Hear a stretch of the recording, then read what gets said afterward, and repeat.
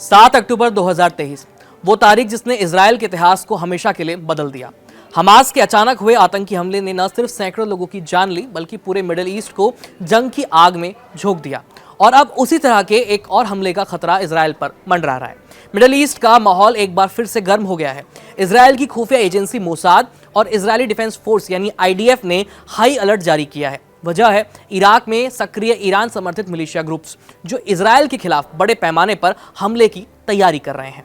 सूत्रों के मुताबिक इस बात का खतरा गाजा पट्टी से नहीं बल्कि इराक से पैदा हो रहा है, जहां ईरान की फंडिंग और ट्रेनिंग से चलने वाले कई सशस्त्र गुट इजराइल के खिलाफ हथियार जमा कर रहे हैं।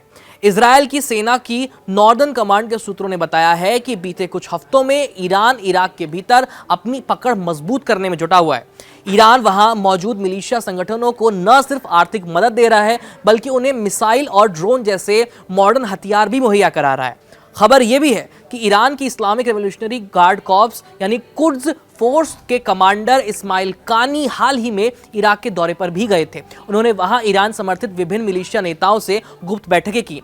माना जा रहा है कि इन बैठकों में इजराइल के खिलाफ संयुक्त सैन्य रणनीति पर चर्चा हुई है। रिपोर्ट्स बताती हैं कि संभावित हमला हमास की तरह ही हो सकता है, यानी एक साथ कई दिशाओं से मिसाइल और ड्रोन अटैक्स। मोसाद को इनपुट मिले हैं कि ईरान समर्थित मिलिशिया इराकी इलाके से इजराइल पर लंबी दूरी की मिसाइलें और ड्रोन्स दागने की योजना बना रहे हैं। यह हमला बिल्कुल उसी पैटर्न पर हो सकता है जैसा हमास ने 7 अक्टूबर 2023 को किया था, जब हजारों रॉकेट्स और दर्जनों सशस्त्र आतंकी एक साथ गाजा से इजराइल में घुस गए थे। सिर्फ हवाई हमले ही नहीं बल्कि इस बार जमीनी हमले की भी संभावना जताई जा रही है। रक्षा सूत्रों के मुताबिक ये हमला इराक से शुरू होकर सीरिया के रास्ते होते हुए जॉर्डन की सीमा तक पहुंच सकता है। इससे इजराइल के उत्तरी और पूर्वी मोर्चे पर दबाव बढ़ जाएगा, जो पहले से ही लेबनान की सीमा पर हिजबुल्लाह के खतरे से जूझ रहा है। इस पूरी साजिश में एक नाम सबसे ज्यादा सुर्खियों में आता है, वो है कताइब हिजबुल्लाह। ये इराक की सबसे शक्तिशाली और प्रभावशाली ईरान समर्थित मिलिशिया मानी जाती है।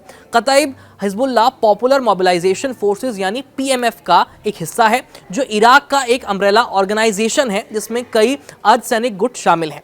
इस संगठन का नियंत्रण इराक से लेकर के सीरिया तक फैले कई तस्कर मार्गों पर है। इन्हीं रास्तों से ईरान हथियार, गोला बारूद और ड्रोन जैसी तकनीक इराक और सीरिया में भेजता है। कताइब हिजबुल्लाह के पास लंबी दूरी तक मार करने वाले ड्रोन्स, रॉकेट्स और मिसाइलों का बड़ा भंडार भी है, और यही वो संगठन है जिसने पहले अमेरिकी सेना के ठिकानों पर भी हमले किए थे। खुफिया रिपोर्ट्स कहती हैं कि इस समूह की फंडिंग सीधे ईरान की सेना यानी IRGC-QF से होती रही है, जिससे ये बेहद तेजी से अपनी ताकत को एक्सपैंड कर रहा है। इराक के कई क्षेत्रों में ये मिलिशिया अब कानून से ऊपर काम कर रहा है। ये स्थानीय प्रशासन और सेना के कई हिस्सों पर राजनीतिक प्रभाव भी रखता है, जो इराक के लिए एक बड़ी चुनौती बन चुका है। ईरान लंबे समय से इजराइल को अपने दुश्मनों की सूची में रखता आया है।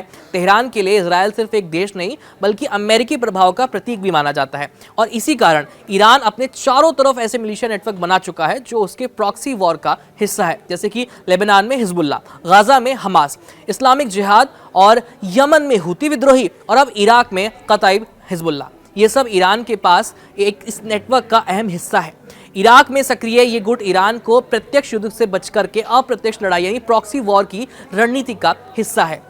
इजराइल इस खतरे को बेहद गंभीरता से ले रहा है। मोसाद ने इराक और सीरिया में अपने नेटवर्क को एक्टिव कर दिया है। वहीं इजरायली डिफेंस फोर्सेस यानी IDF ने उत्तरी और पूर्वी सीमाओं पर अतिरिक्त सैनिक तैनात कर दिए हैं। इजराइल के प्रधानमंत्री बेंजामिन नेतन्याहू ने सुरक्षा परिषद की स्पेशल मीटिंग बुलाई है, जिसमें ईरान और उसके प्रॉक्सी ग्रुप से निपटने की रणनीति पर डिस्कशन चल रहा है। इजराइल का मानना है कि ये केवल एक हमला नहीं बल्कि ईरान द्वारा इजराइल को अंतर्राष्ट्रीय स्तर पर अस्थिर करने की कोशिश हो सकती है। अगर ये जानकारी सही साबित होती है तो इजराइल और ईरान के बीच सीधा टकराव अब बस थोड़े ही वक्त की बात रह जाएगी।